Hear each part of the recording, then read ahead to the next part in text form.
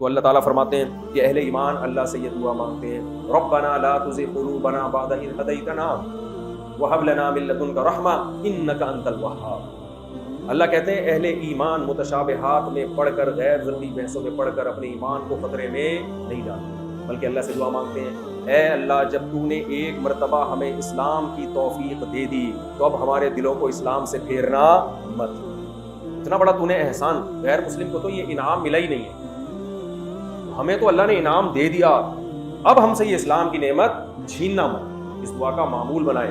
دیکھو اسلام کو بچا کے لے جانا نا اس زمانے میں بڑا مشکل کام ہے۔ اس زمانے میں آپ کے ایمان اور میرے ایمان پر ڈاکہ ڈالنے والی جتنی قوتیں ہیں پہلے اتنی قوتیں نہیں۔ سوشل میڈیا اب آزاد ہو گیا ہے، پہلے کچھ بھی نہیں سننے کو ملتا تھا اسلام کے خلاف یا اللہ کے وجود کے خلاف۔ اب تو ایک کلپ جو اللہ کا انکار ہو رہا ہوگا، ایک میں علماء کا مذاق اڑایا جا رہا ہوگا، ایک میں پیغمبر کا معاذ اللہ نقل کفر انکار کیا جا رہا ہوگا، دوسرے میں کچھ، تیسرے میں کسی اسلامی حکم کا پر اعتراض کیا جا رہا ہوگا۔ تو اس زمانے میں پھر دنیا کی محبت وہ خود انسان کو دین اور مذہب سے غافل کرتی ہے۔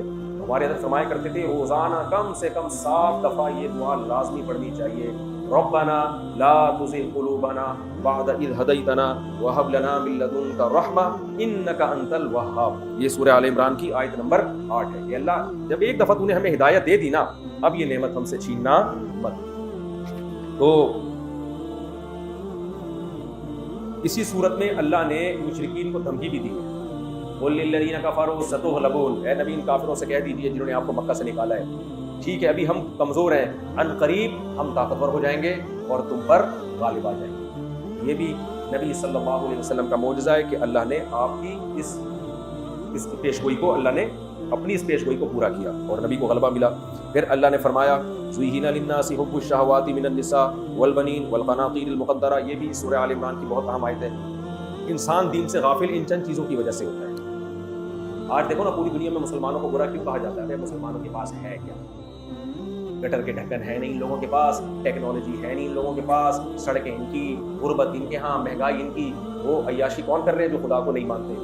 تو اللہ نے جگہ جگہ اس کا جواب دیا، سورہ آل عمران میں بھی لا یغرنک تقلب الذین کفروا فی البلاد۔ اللہ کہتے ہیں حق اور باطل کا یہ معیار نہیں ہے کہ کون لگژری لائف گزار رہا ہے، کون جو ہے کراچی میں ڈھکن کے بغیر گٹروں پہ گزارا کر رہا ہے، یہ حق کا معیار بولو نہیں۔ یہ دیکھ کے کہ وہ غریب اور وہ مالدار ایک دم اس کو سمجھنا یہ ٹھیک ہے یہ غلط ہے، یہ نہیں ہوتا۔ بعض دفعہ چور اور ڈاکو وہ اسٹیبل ہوتے ہیں، بڑی زبردست لائف ہوتی ہے ان کی، اور ایماندار آدمی وہ غربت میں مرا جا رہا ہوتا ہے۔ تو یہ کوئی معیار نہیں ہے۔ تبھی قرآن بار بار قرآن میں یہ آیت ہے، سورہ آل عمران میں بھی ہے کہ ان کی ترقی، ان کی دنیا میں اچھل کود دیکھ کے دھوکے میں مت آؤ۔ متاعن فی الدنیا، یہ دنیا کا تھوڑا سا سامان ہے۔ اصل کیا ہے؟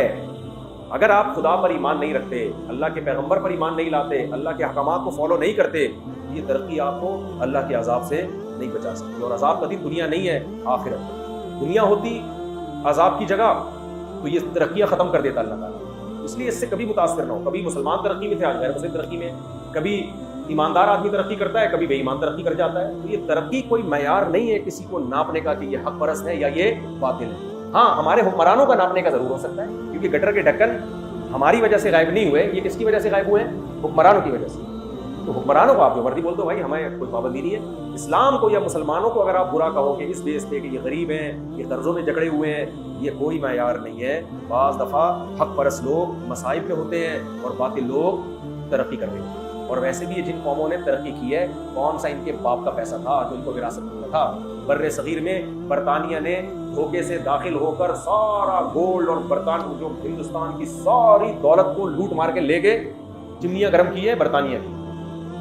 سمجھ رہے ہو کہ نہیں سمجھ رہے؟ افریقہ میں جا کے دیکھو جہاں سونے کی کانیں گولڈ اور کوئلہ اور پلاٹینم وغیرہ نکل رہا ہے، سب پر قبضہ کس کا ہے؟ ان بیچارے کالوں کا تھوڑی ہے۔ وہاں میں نے دیکھا 2 مہینے آم ابال کے کھا رہے ہیں، آم ان جگہوں پہ جہاں سونا نکل رہا ہے۔ پوری دنیا نے ان بیچاروں کا یہ حال کیا ہوا ہے۔ تو ہم دنیا میں تو کہیں گے وہ ترقی یافتہ، یہ غریب، لیکن ہے ممکن ہے قیامت میں یہ جنت میں جا رہا ہو جو آم ابال کے کھا رہا ہے۔ صحیح ہے نا؟ اور جہاں ایسے قدرتی ذخائر ہیں وہاں یہ بڑی طاقتیں لڑائیاں بھی ڈلوائی ہوئی ہوتی ہیں، امن ہی نہیں ہونے دیتے۔ اس لیے قرآن بار بار کہہ رہا ہے ظاہر کو دیکھ کے کبھی دھوکے میں مت آؤ۔ آج میں دیکھتا ہوں یوٹیوب پہ، ٹک ٹاک پہ ہمارے جو لبرل طبقہ ہے ان کے انٹرویوز آ رہے ہوتے ہیں، ایکچولی یہ مذہب جو ہے نا ترقی کی راہ میں رکاوٹ ہے، اور دیکھو وہ لوگ کہاں پہنچ گئے۔ تو انہوں نے ترقی کو معیار حق سمجھ لیا۔ اگر ہٹلر کو فتح ہو جاتی، مجھے ایک بات بتاؤ، وہ تو رشیا سے مار کھا گیا، تو آج ہٹلر اور اس کی قوم سے زیادہ کوئی سپیریئر ہوتا؟ امریکن بھی جرمنی سے جرمنی سے سیکھنے جا رہے ہوتے اور کہتے یار یہ ہے حق پرست، کیا ہم مان لیتے ہٹلر کو حق پرست؟ لاکھوں انسانوں کو بے دردی سے جس نے قتل کیا، وہ تو رشیا نے اس کا ستیہ ناش کر دیا، ورنہ آج ہٹلر سپیریئر ہوتا اور دنیا میں حکومت کس کی ہوتی؟ جرمنی کی ہوتی۔ سائنس ٹیکنالوجی بھی ہم انہی سے سیکھ رہے ہوتے، سب کچھ وہیں سے سیکھ رہے ہوتے اور ان کے گن گا رہے ہوتے، پھر ہم کہہ رہے ہوتے دیکھو امریکہ اگر حق پر ہے تو غریب کیوں ہے، اور جرمنی اگر باطل پر ہے تو پوری دنیا پہ اس کی حکومت کیوں ہے، تہذیب کا ٹھیکیدار وہ کیوں ہے؟ بھائی وہ اس لیے نہیں ہے کہ حق ہے، وہ اس لیے کہ ہٹلر نے کروڑوں انسانوں کو لاکھوں کو تیل کی کڑھائیوں میں ڈال کے جلایا ہے، تو ایسے ظالم کے سامنے کون ٹکتا ہے میرے بھائی؟ یہ دنیا میں بہت جلدی فیصلہ نہ کر لیا کریں کہ یہ ٹھیک ہے وہ غلط ہے، نہ اصل کا پتہ چلے گا، بولو آخر کا پتہ چلے گا۔ دنیا میں غریب کی کوئی نہیں سنتا، وہ حق پر بھی ہو، اور چڑھتے سورج کو سب سلام کرتے ہیں چاہے وہ باطل کی ہو۔ دنیا میں فرعون نے ترقی کی ہے، موسیٰ علیہ السلام اور ان کے ماننے والے روز بروز تنزل میں ہی جا رہے ہیں، روز بروز تنزل میں جا رہے ہیں۔